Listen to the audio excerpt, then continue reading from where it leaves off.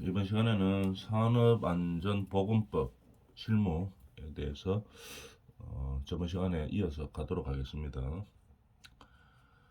보건관리자를 두어야 할 사업장의 종류, 규모, 보건관리자의 수 및 선임 방법 이렇게 되어 있죠. 그런데 요거가 법 개정이 되었죠. 그죠? 그래서 법 개정 내용도 보고 옛날 기준도 한번 봅시다. 여기 뭐 좀 복잡하게 돼가 있죠. 뭐 광업은 어떠고 뭐 쭉 나눠져가 있습니다. 그래서 이걸 뭐 통칭해 가지고 쭉 보면 결론이 뭐냐 하면은 요까지 내용에서 예전에 안전관리자나 보건관리자를 위탁 고용할 수가 있었었죠. 그죠? 위탁 고용. 그러니까 사업주가 직접 고용하는 게 아니고 안전관리자와 보건관리자를 전문적으로 파견해 가지고 안전관리와 보건관리를 했었었죠. 과거에. 그럴 때 필요한 기준이었습니다. 그래서 뭐 대충 50인 이상이면 필요한데 이때는 위탁 고용이 가능하다는 내용이었었고, 그런데 법이 바뀌었죠. 위탁 고용이 안 되고 예전처럼 반드시 직접 고용. 직접 고용을 하면 어떤 효과가 있습니까? 사업주가 이 안전관리자와 보건관리자를 자기 직원으로 뽑아야 되는 겁니다. 채용을 할 때. 자기 직원으로 채용을 하게 되면 어떤 효과가 있냐면은 안전사고나 보건사고가 만약에 발생하면 책임이 사업주한테로 오게 되겠죠. 자기한테로 오게 됩니다. 그러다 보니까 안전관리나 보건관리에 대해서 인력이나 금액을 많이 강화했죠. 안전관리와 보건관리를 하기 위해서. 그러면 반드시 직접 고용해야 되는 범위가 얼마 일정 규모 이상인데 일정 규모가 어떻게 되느냐 그거에 대해서 한번 알아볼까요? 자, 법 개정 내용입니다. 이거 읽어보면은 법 개정이 언제 됐는가 하면은 20년 10월 16일 날 됐죠. 목적은 아까 이야기했던 그런 목적으로 10월 16일 날 개정이 돼가지고 시행령이 개정되려고 하면은 1년 지나야 되겠죠. 1년간 유예기간을 줍니다. 그래서 21년 10월 16일, 21년 10월 16일부터 이제 실행이 되는 겁니다. 일정 규모 이상의 모든 사업장입니다. 안전관리자를 안전관리자와 보건관리자를 둘 수 있는 사업장은 어떤 사업장? 국내의 모든 사업장입니다. 그런데 모든 사업장을 다 둬야 되는 건 아니고 일정 규모 이상의 모든 사업장이죠. 요 대가 있죠. 일정 규모 이상의 모든 사업장입니다. 그러면 뭐 직원이 한 명밖에 없는데요. 이거는 안 둬도 되겠죠. 근데 직원이 300명 이상인데요. 이러면은 무조건 법으로 직접 고용으로 둬야 됩니다. 위탁 고용으로 안 되고 300명 이상이 되면 모든 사업, 그러면 사업장의 종류는 어떤데요? 그렇다면 모든 사업장입니다. 그러니까 아마 여기 나와 있죠. 관공서 같은 경우에는 도청, 시청, 구청, 소방서, 경찰서 등 모든 관공서가 취업 대상이죠. 대상이 되고, 그 다음에 뭐 관공서만 있는 게 아니죠. 공공기업체인 경우 뭐 LH공사, 코레일, 한전, 한국가스공사 등 공사 엄청나게 많죠. 거기 다 300명 이상이죠. 그래서 다 채용을 해야 됩니다. 안전관리자도 한 명 채용하고 보건관리자도 한 명 채용하고, 그 다음에 제조업체들 엄청나게 많죠, 우리나라에. 거기에 뭐 예를 들어 보면 반도체 관련 업체, 핸드폰 관련 업체, PC 관련 업체 이런 거 전부 다 300명 이상이면 무조건 채용 다 해야 됩니다. 또 특히 아파트 건축 현장, 그죠? 아파트 건축 현장은 상시 근로자를 이 측정이 잘 안 되죠. 그래서 건축이나 토목은 금액으로 합니다. 공사 금액으로. 요 나와 있죠. 안전관리자는 건설업에서는 공사 금액 120억 이상, 토목에서는 150억 이상, 보건관리자는 건설업에서는 800억 이상, 토목공사에서는 1000억 이상. 일때 반드시 어떻게 직접 고용으로 사업주가 자기 직원으로 채용을 해야 된다는 얘기겠죠. 근데 이 밖에도 뭐 병원들, 대학교들 다 300명 이상 넘는 병원들 많죠. 종합병원 다 300명 넘죠. 웬만큼 크면. 그런 종합병원들하고 그다음에 대학교도 웬만하면 다 300명 넘습니다. 그래서 그 대학교에서도 다 채용해야 되겠죠. 안전관리자고 보건관리자고 뭐 방송국 등등 이런 우리나라의 모든 시설을 말하는 겁니다. 그 모든 시설이 안전관리자와 보건관리자를 채용해야 되는 법적으로 딱 채용해야 되는 그런 그 기준에 있는 거죠. 이러다 보니까 뭡니까? 공급은 별로 없죠. 근데 수요가 갑자기 엄청나게 많아졌어요. 21년 이후 10월 달 이후부터. 그러다 보니까 이 공급은 별로 없는데 수요가 많다 보니까 어떻게 되겠습니까? 임금 수준이 엄청나게 올라갔죠. 그죠? 계속 올라가고 있습니다. 그러고 뭐 처우도 상당히 개선됐고 뭐 그렇게 아주 어, 유리한 상황으로 바뀌어 가고 있습니다. 그래서 여기서 중요한 거 요거죠. 공사 금액 및 상시 근로자 수 증가에 따라 의무 고용 기준은 증가하는 겁니다. 그럼 예를 들어가 상시 근로자가 300명일 수도 있고 3,000명일 수도 있죠. 그러면 300명일 때 한 명이면 3,000명일 때도 한 명이냐? 그럼 그런 건 아니죠. 그죠? 반드시 그에 비례하게 기준이 있겠죠. 정확한 기준은 아직 뭐 회사나 취업처에 따라서 조금씩 다르겠죠. 그렇지만 일반적으로 뭐 300명당 한 명 정도로 봐주면 크게 무리가 없겠죠.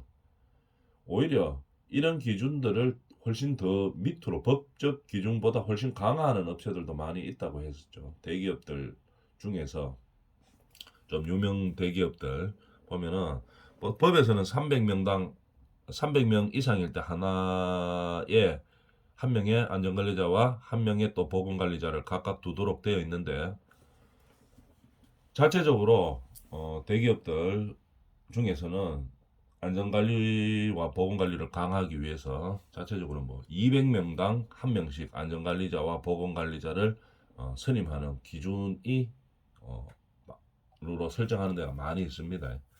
그래서 그렇게 해서 근로자의 안전관리를 하고 건강 보호를 하기 위해서 이제 노력하는 거겠죠. 자체 기준을 훨씬 더 강화시킨 대기업들이 많이 있습니다. 그래서 법적 규정을 알아봤는 거죠. 그래서 이렇게 반드시 둬야 되는 규모들의 받겠다 하는 것을 알아봤습니다. 그 다음에 보건관리자의 자격에 대해서 한번 볼까요? 보건관리자가 되려고 하면 어떻게 하면 되는가? 의사라든지, 그죠? 아니면 간호사라든지. 이 사람들은 자격증이 있으면 될 수 있습니다. 그 다음에 산업보건지도사. 이 자격증 있는 사람도 될 수 있어요. 그 다음에 자격증 시험을 쳐서 이제 합격을 해서 이제 되는 경우겠죠. 뭐 산업위생기사, 대기환경기사 이상의 자격을 취득한 사람, 그죠? 산업위생관리 산업기사 붙습니다. 기사는 조금 더 어렵죠. 산업기사 이상입니다. 그 다음에 이것도 산업위생관리, 대기환경 산업기사, 그죠? 대기환경 산업기사 이상. 그러니까 기사 있으면 당연히 되는 거고 산업기사에서도 된다는 얘기겠죠. 취득한 사람. 그래서 국가기술 자격증을 획득하는 겁니다. 또는 인간공학 기사 이상. 이거는 기사네요.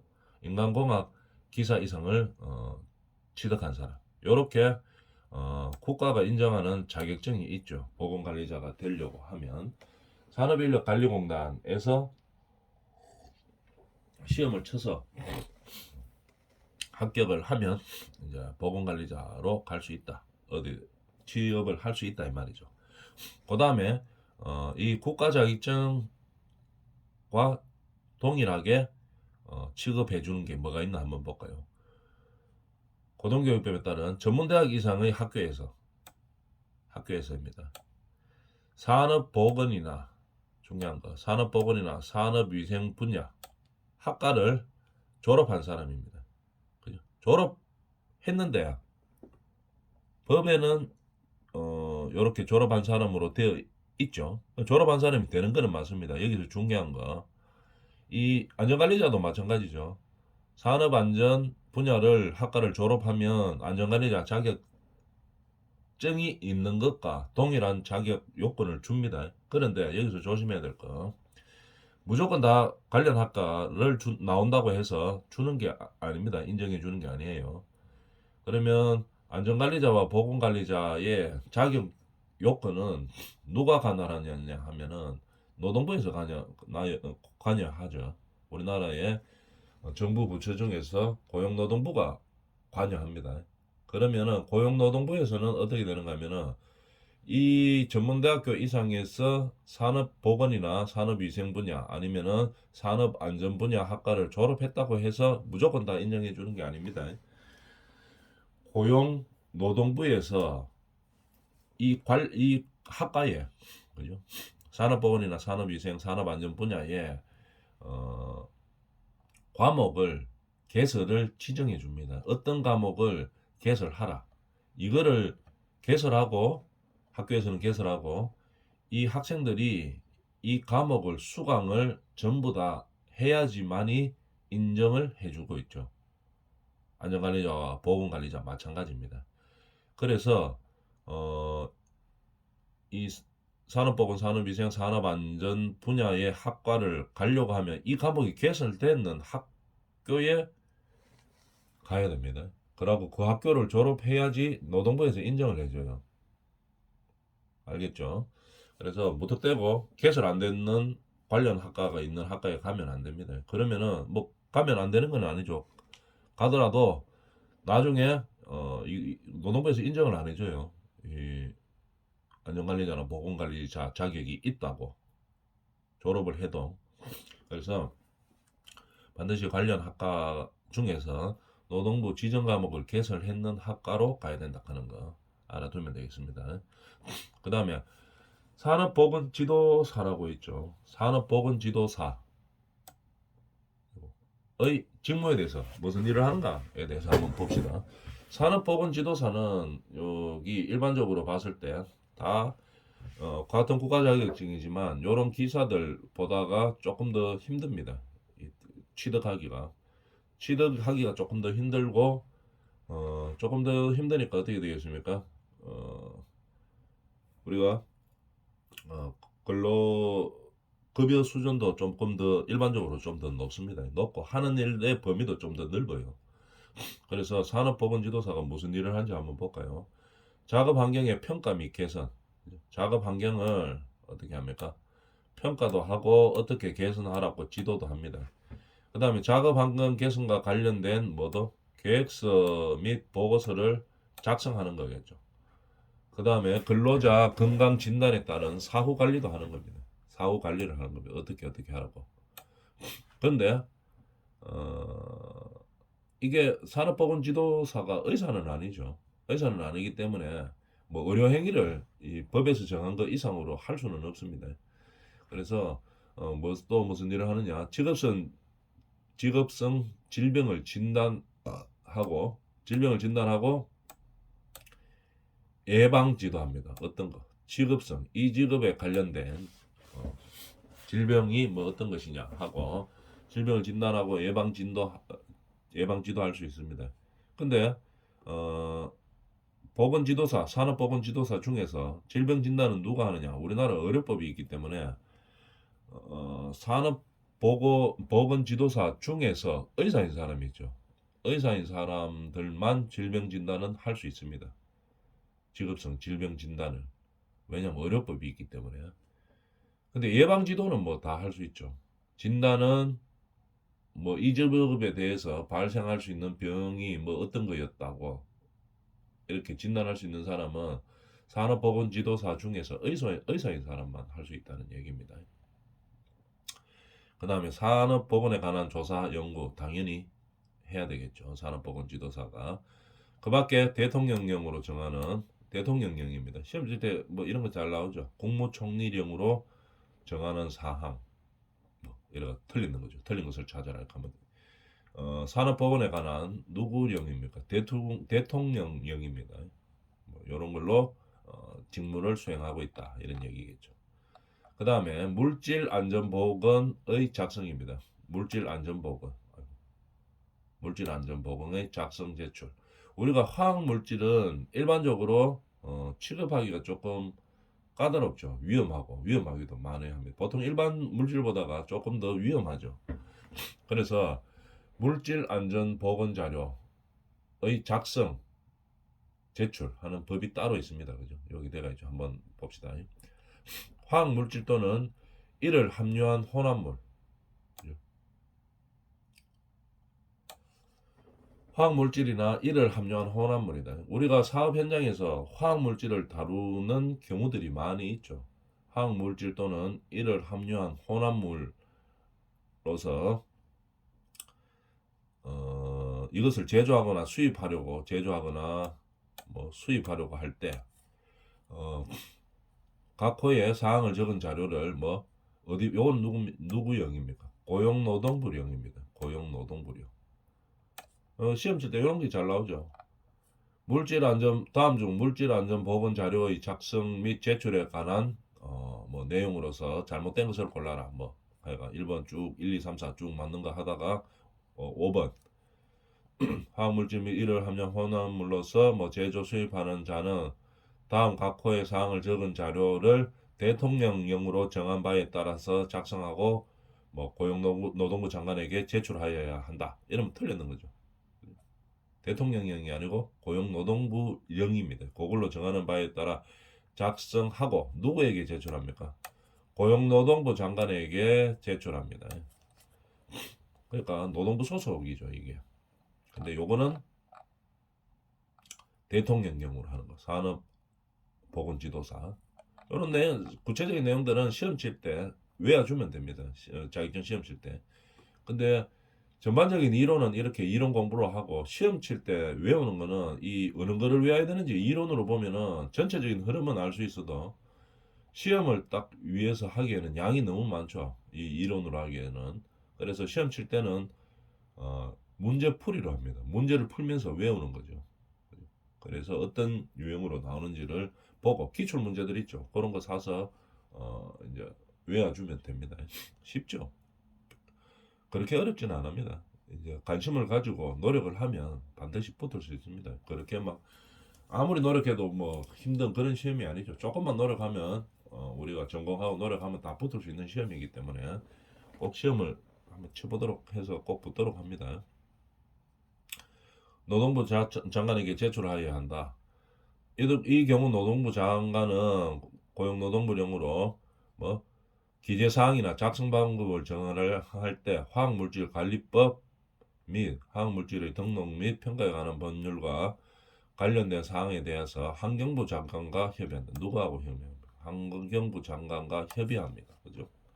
그럼 뭐를 적어야 되느냐? 그러면 화학물질 또는 이를 함유한 혼합물에서 물질안전보건 자료를 작성하고 제출해야 됩니다. 뭐를 해야 되느냐? 볼까요? 제품명 해야 되죠. 그 다음에 물질안전보건자료 대상 물질을 구성하는 화학물질 중 분류기준에 해당하는 화학물질의 명칭, 화학물질의 명칭하고 함유량하고 적습니다. 제품명하고. 그 다음에 취급주의사항, 이 안전보건사항, 취급주의사항, 그 다음에 건강 및 환경에 대한 유해성, 물리적 위험성, 이런 것들을 적는다 이 말입니다. 물리화학적 특성 중 고용노동부 유형입니다. 정하는 상황. 그래서 이런 것들을 물질안전보건자료에 작성하고 제출한다 이런 얘기입니다. 왜? 화학물질이 일반적으로 위험하기 때문에 이런 조금 더 구체적인 제도를 마련했는 거죠. 이런 것들을 이제 적습니다. 그 다음에 노동부 장관에게 제출하는데 여기서 아까 또 이제 주의 깊게 봐야 될 게 기재사항이나 작성 방법을 정할 때 화학물질관리법 및 화학물질의 등록 및 평가에 관한 법률에 관한 사항에 대해서 누구하고 협의합니까? 환경부하고 협의를 해야 된다 이런 얘기겠죠. 알아놔두도록 합니다. 근데 이렇게 물질 안전 보건 자료가 위험하고 위험성이 다른 물질들보다 조금 더 있고, 그 다음에 안전관리나 보건관리를 잘 해야 되기 때문에 이런 것들을 적어서 제출해야 됩니다. 근데 뭐, 어떻게 1항에도 불구하고 한번 볼까요? 작성할 때 다음 각호의 어느 사항에 구체적으로 식별할 수 있는 정보는 고용 노동부령이 정하는 바에 따라 적지 아니할 수 있다 이 말이겠죠. 자기 마음대로 안 적는 게 아니고